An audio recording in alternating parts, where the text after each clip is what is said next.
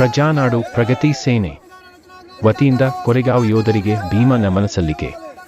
ಪುನಃ ಪ್ರಜಾನಾಡು ಪ್ರಗತಿ ಸೇನೆ ಸೇರಿದಂತೆ ಹಲವು ದಲಿತ ಸಂಘಟನೆಗಳ ಮುಖಂಡರುಗಳು ಭೀಮ ಕೊರೆಗಾಂವ್ ಚಲೋ ಕಾರ್ಯಕ್ರಮ ಹಮ್ಮಿಕೊಂಡು ಮಹರ್ ಯೋಧರಿಗೆ ಗೌರವ ನಮನ ಸಲ್ಲಿಸಿದರು. ಮಹಾರಾಷ್ಟ್ರದ ಪುನಾ ನಗರದ ಕೊರೆಗಾಂವ್ ಸ್ಥಳದಲ್ಲಿ ಸುದ್ದಿಗಾರರೊಂದಿಗೆ ಮಾತನಾಡಿದ ಪ್ರಜಾನಾಡು ಪ್ರಗತಿ ಸೇನೆ ಜಿಲ್ಲಾಧ್ಯಕ್ಷ ಪಿವಿಸಿ ಮಣಿ ರವರು 18ನೇ ಶತಮಾನದ ಕಾಲಮಾನದಲ್ಲಿ ಮಹಾರಾಷ್ಟ್ರದ 2ನೇ ಬಾಜಿರಾಯ ಆಡಳಿತ ಕಾಲದಲ್ಲಿ ನಡೆದ ಸಾಮಾಜಿಕ ತಾರತಮ್ಯದ ವಿರುದ್ಧ ನಡೆದ ಕದನವೇ ಕೊರೆಗಾಂವ್ ಯುದ್ಧ. ಆ ಕದನ ಅನ್ಯಾಯದ ವಿರುದ್ಧ, ಜಾತಿ ವ್ಯವಸ್ಥೆ ವಿರುದ್ಧ, ಅಸಮಾನತೆ ವಿರುದ್ಧ ನಡೆದ ಐತಿಹಾಸಿಕ ಮಹಾಯುದ್ಧ ಎಂದು ಇತಿಹಾಸವನ್ನು ಮೆಲುಕು ಹಾಕಿದರು. ಸಮಾಜದಲ್ಲಿ ದಲಿತರು ಮುಖ್ಯವಾಹಿನಿಗೆ ಬರಲು ಪೇಶ್ವೆಗಳು ಇಚ್ಛೆ ಪಡುತ್ತಿರಲಿಲ್ಲ, ಸೈನ್ಯದಲ್ಲಿ ಅವಕಾಶ ನೀಡುತ್ತಿರಲಿಲ್ಲ.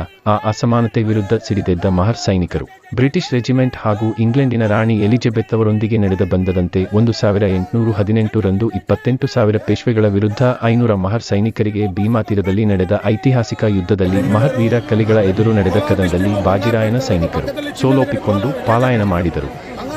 ಮಹರ್ ಸೈನಿಕರಿಗೆ ವಿರೋಚಿತ ಗೆಲುವು ಆದರೂ ಸಹ 28 ಸೈನಿಕರು ವೀರಮರಣ ಹೊಂದಿದರು. ಆ ಯೋಧರ ಜ್ಞಾಪಕವಾಗಿ ಅಂದಿನ ಬ್ರಿಟಿಷ್ ಸರ್ಕಾರ ಸ್ಮಾರಕ ನಿರ್ಮಾಣ ಮಾಡಲಾಯಿತು. ಅದುವೇ ಕೊರೆಗಾಂವ್ ಸ್ಮಾರಕ ಎಂದು ಭೀಮಾ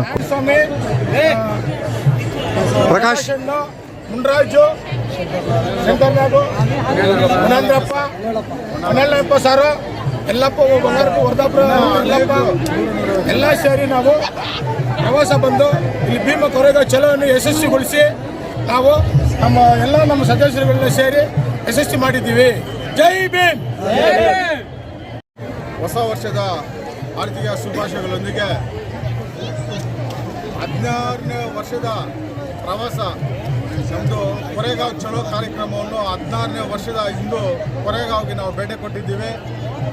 ನಾವು ಕರ್ನಾಟಕ ಕೋಲಾರ ಜಿಲ್ಲೆ ಬಂಗಾರಪೇಟೆ ತಾಲೂಕಿನಿಂದ ಪ್ರತಿ ವರ್ಷ ಅನೇಕ ಜನರನ್ನು ಬಾಬಾ ಸಾಹೇಬ್ ಅಂಬೇಡ್ಕರ್ ಅವರು ಸಂದೇಶ ಏನು ಕೊಟ್ಟಿದ್ದಾರೋ ಆ ಸಂದೇಶ ನೆನಪಲ್ಲಿ ಇಟ್ಕೊಂಡು ನಾವು ಯಾವುದೇ ಒಂದು ದೇವಸ್ಥಾನಕ್ಕಾಗಿ ಧರ್ಮದ ಇದರಲ್ಲಿ ನಾವು ಯಾವುದಕ್ಕೂ ಹೋಗಲ್ಲ. ಪ್ರತಿ ವರ್ಷವೂ ಡಿಸೆಂಬರ್ 30ನೇ ತಾರೀಕು ನಾವು ಬಂಗಾರಪೇಟೆಯಿಂದ ಬಿಟ್ಟು ಇದು 16ನೇ ವರ್ಷ ಯಶಸ್ವಿಗೊಳಿಸಿ ನಾವು ಈ ಕಾರ್ಯಕ್ರಮಕ್ಕೆ ಆಗಮಿಸಿದ ಪ್ರಜಾನಾಡು ಪ್ರಗತಿ ಸೇನೆ, ಪ್ರಜಾ ವಿಮೋಚನಾ ಚಕ್ರ ಮತ್ತು ಕರ್ನಾಟಕ ರಿಪಬ್ಲಿಕನ್ ಸಂಘಟನೆ ಮತ್ತು DSSದವರು ಕರ್ನಾಟಕ ದಲಿತ ಸಂಘರ್ಷ ಸಮಿತಿ ನಾವೆಲ್ಲ ಒಟ್ಟಿಗೆ ಸೇರಿ ಈ ಪ್ರವಾಸವನ್ನು ಯಶಸ್ವಿಗೊಳಿಸಲು ಬಾಬಾ ಸಾಹೇಬ್ ಅಂಬೇಡ್ಕರ್ ಅವರೇನು ಸಂದೇಶ ಕೊಟ್ಟಿದ್ದಾರೋ ಆ ಸಂದೇಶದ ಅವರ ಅನುಯಾಯಿಗಳಾಗಿ ನಾವು ಈ ಕಾರ್ಯಕ್ರಮ ಯಶಸ್ವಿಗೊಳಿಸಿ. ಜೈ ಭೀಮ್.